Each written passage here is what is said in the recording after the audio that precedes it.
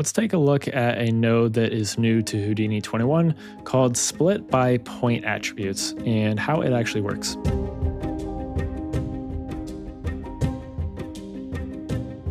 So I'm just in Solaris here. I'm inside of a SOP create. I'm going to drop down some geometry. So let's drop down our pig head and let me turn off those visualizers real quick. Let's turn off that shader, and then we need to have an attribute to work over. So let's drop down an attribute noise, and let's set this to be a float. And then I'm going to enable this remap ramp here. And I'm also just going to set this to be a constant, just so that you can kind of see what's going on here. So we have this attribute now, and then we need to drop down the split by point attribute, which is the new node. And it does not currently have a icon. So I believe they're aware of that. But also, I don't believe this attribute field is working as intended, because we should have, if we click on that dropdown, we should have access to our attributes, and we don't seem to do that. So I need to submit a help ticket because I don't think that's working properly. However, it does still work if you type this in. So if we just type in our CD attribute, you can see that we have an immediate change here. And what's happening here, if we look up towards that pig's eye, if we look at our attribute noise, we have this attribute that is going to be moving or interpolating, from one point to another. So this is a full black. The value at this point is full black. Value at this point is full white, and it's interpolating in between. And so when we wire that into the split by point attribute, we get this sort of in the middle type of a cut that's happening. And we can select this insert points at quad corners that kind of keeps that topology going a little bit. So it's kind of like an edge loop there that kind of follows the same topology that you had, which is kind of interesting. We can also, triangulate them, or, we can do a number of different things here, outputting groups and stuff. But this works kind of similar to the way that the new clip node works. So we drop this down. You can wire in the attribute noise. Look at this clip, and then if we change the attribute from our position to our color, we can start to play around with this distance, and we get something similar to what we had before. If we just change this value from keep to keep all primitives, then we get essentially the same thing as we have here. Very, very similar. You can play around with this, and we get, almost the same thing. And then if we drop down an attribute promote, we can promote that color to a primitive, and we get something very, very similar, but you get these kind of a gradient on our attribute there. Whereas at this point attribute, split by point attribute, we don't have that. So it's just going to promote this. So we go from a point, a color attribute on our points, to a color attribute on our primitives, and it's going to be either a 0 or 1. So a 1 for the inside, probably there.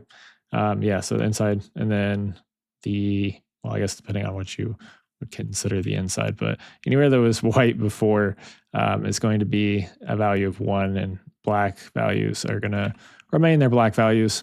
But I would expect this to work. I guess if we look at this, the documentation here. So it says this node detects changes in a point attribute across adjacent edges and inserts new points along those edges. That's what we saw. It says this is useful for separating regions of a mesh based on classification, segmentation, or partitioning information encoded in attributes. So when I read that, I would think that we would be able to have multiple attributes and have like multiple, islands being output.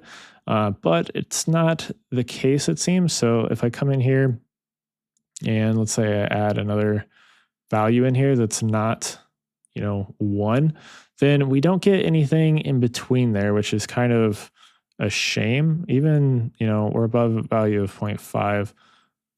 See, it takes you all the way up to, 1 before you get that to snap in there. So what I would think that this would do would output, multiple groups, because it's supposed to be detecting changes in the values. So if we have, this is a stepped value, right? So we have 3 different values. We got a 0, we set this to 0.5.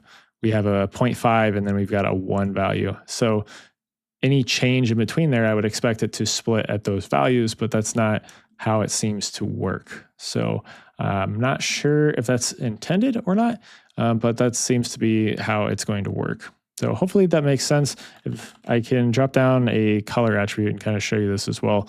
And also another little quirk of this. Let's set this to a value of pink, and let's just select some of these. Let's make a duplicate of that. This time, let's make it blue, and we'll select a different portion. And then if we copy that split by point attribute, you can see that we're not getting those two splits. We're only getting one split.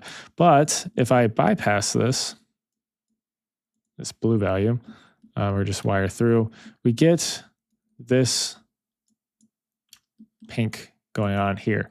So we don't have this kind of cutting in between, even though we have this gradient that's happening in between, like we do with the blue.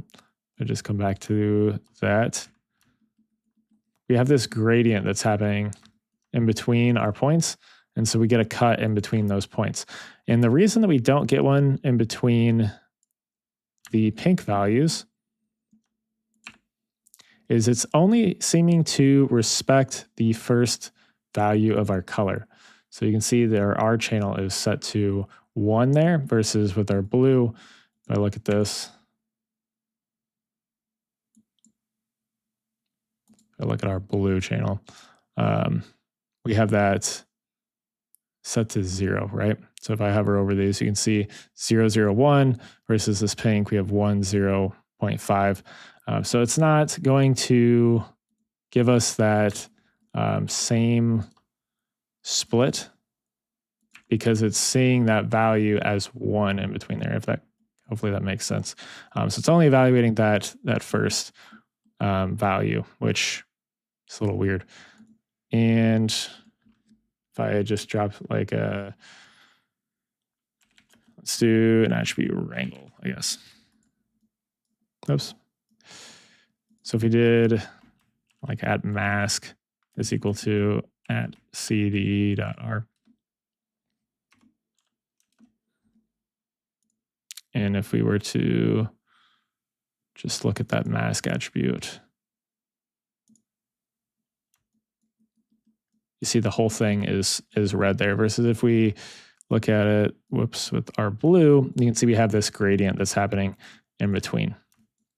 So that's why that doesn't work the way that you maybe would expect, is it only seems to evaluate the first of the attributes, the first component of that attribute. It's not going to evaluate the whole vector, which again, I think is also something that's a little weird, because I would think that it would evaluate the whole vector attribute, but maybe that's a bug or something. I'm not sure.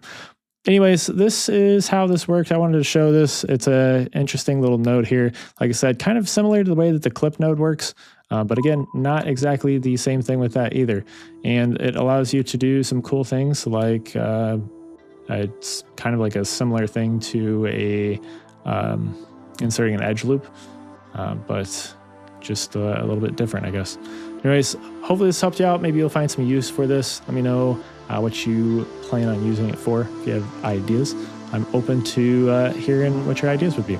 Anyways, thank you guys for watching, and have a good day.